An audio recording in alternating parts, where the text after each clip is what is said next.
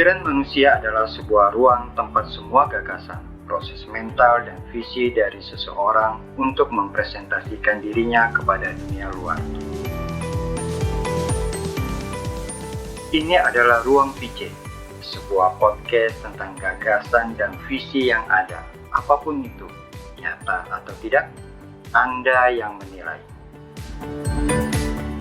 Saya PC adalah host Anda.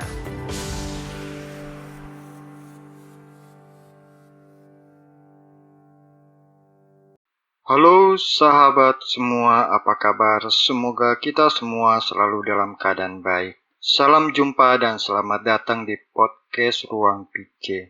Apa yang ada di pikiran sahabat Ruang PC di penghujung bulan Oktober? Kajian? Itu pasti. Tapi bukan itu. Di akhir bulan Oktober ada sebuah budaya populer di Amerika Serikat, yaitu Halloween. Selain kostum dan cerita seram, apa sih Halloween itu? Halloween berasal dari kata The Hallow Evening, yaitu malam sebelum perayaan Orang Kudus, yang tepatnya pada tanggal 31 Oktober, yang pada keesokan harinya tanggal 1 November dirayakan The All Hallows Day, atau sekarang kita mengenalnya dengan All Saints Day. Sebelum kita lanjut, bagi teman-teman yang baru mampir di sini, podcast Ruang PC bisa diikuti di Anchor, Spotify, Radio Public Podcast, Breaker, Overcast, dan di Google Podcast. Selain itu, sahabat semua juga bisa mengikutinya di kanal YouTube Ruang PC. Pada 2000 tahun yang lalu, bangsa Celtic memiliki kebiasaan merayakan syukuran hasil panen. Pada saat yang bersamaan juga dirayakan pergantian musim dari musim panas ke musim dingin. Masyarakat Celtic selalu mengasosiasikan musim panas sebagai perayaan kehidupan, sedangkan musim dingin yang cenderung buruk sebagai perayaan kegelapan. Malam menjelang pergantian musim inilah diyakini semua arwah semua orang yang meninggal akan berjalan di muka bumi, yang dikenal dengan Festival Samhain. Di masyarakat lain, pada malam khusus itu juga dirayakan sebagai perayaan orang mati. Tetapi sebenarnya yang dirayakan adalah kehidupan orang yang sudah meninggal itu. Halloween yang kita kenal sekarang telah mengalami perubahan sejak pertama kali dibawa oleh para imigran dari Irlandia dan Skotlandia, atau mereka yang berasal dari Kepulauan Britania. Sempat menjadi gangguan umum karena cara perayaannya sering merugikan dan melukai orang, atau sering mengerjai orang-orang dengan menakut-nakuti orang. Dari sanalah istilah trick or treat di masa lalu. Ada kebiasaan masyarakat membuat roti khusus yang disebut roti jiwa. Pada saat orang datang mengetuk pintu kita dan mereka akan berkata trick or treat dengan maksud meminta roti, maka kita akan memberikan roti jiwa itu. Sebagai gantinya mereka akan bernyanyi dan mempersembahkan doa bagi mereka yang sudah meninggal, yang dalam masyarakat berbahasa Inggris menyebutnya souling atau tradisi souling.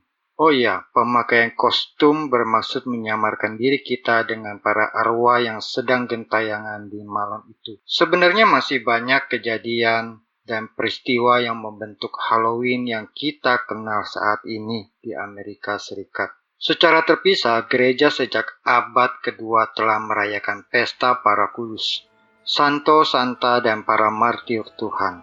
Secara historis, kedua peristiwa ini terjadi dan berkembang secara terpisah, dengan latar belakang dan sejarahnya masing-masing, jadi tidak ada sangkut pautnya di situ, kecuali para penyuka teori cocok logi.